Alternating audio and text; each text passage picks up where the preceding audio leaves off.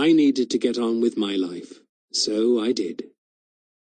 Some of my contemporaries did VSO, departing to Africa where they taught school kids and built mud walls. I wasn't so high-minded.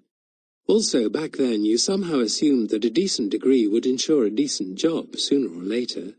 I'm is on my side, yes it is. I used to yodel, duetting with Mick Jagger, as I gyrated alone in my student room. So, leaving others to train as doctors and lawyers and sit the civil service exams, I took myself off to the States and roamed around for 6 months. I waited on tables, painted fences, did gardening, and delivered cars across several states. In those years, before mobile phones, email and Skype, travellers depended on the rudimentary communication system known as the postcard.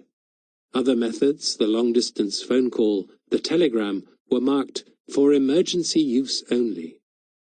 So my parents waved me off into the unknown, and their news bulletins about me would have been restricted to, "Yes, he's arrived safely," and "Last time we heard he was in Oregon," and "We expect him back in a few weeks."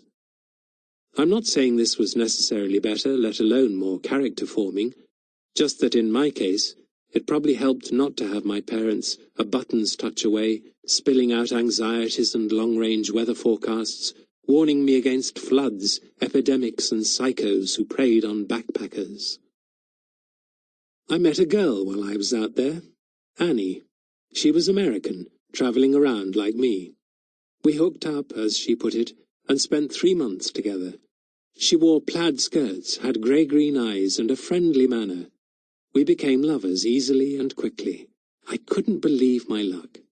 Nor could I believe how simple it was to be friends and bed companions, to laugh and drink and smoke a little dope together, to see a bit of the world side by side, and then to separate without recrimination or blame.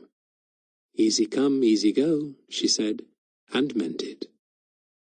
Later, looking back, I wondered if something in me wasn't shocked by this very easiness, and didn't require more complication as proof of, what, depth? Seriousness? Although God knows you can have complication and difficulty without any compensating depth or seriousness. Much later, I also found myself debating whether easy come, easy go wasn't a way of asking a question and looking for a particular answer I wasn't able to supply. Still, that's all by the by. Annie was part of my story, but not of this story.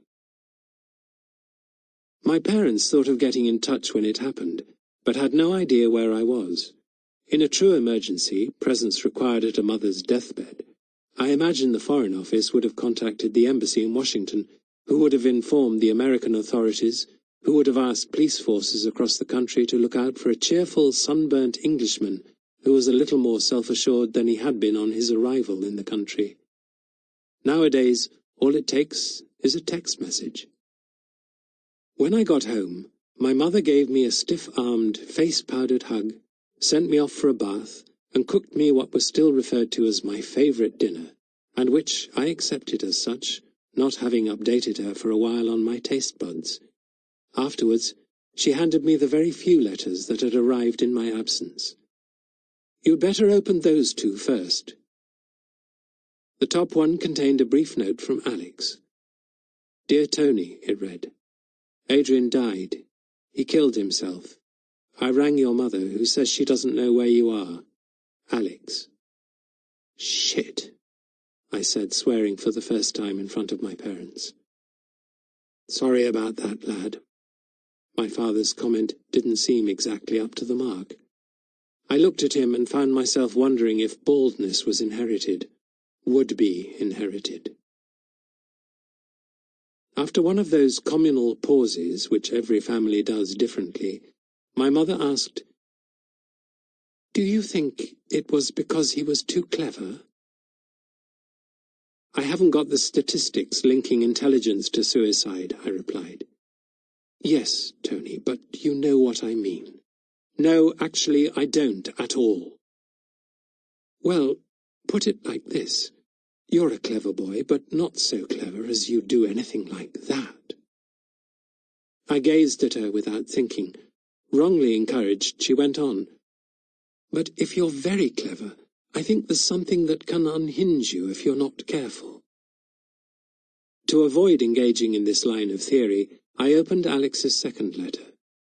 He said that Adrian had done it very efficiently, and left a full account of his reasons. "Let's meet and talk. Bar at the Charing Cross Hotel? Phone me. Alex."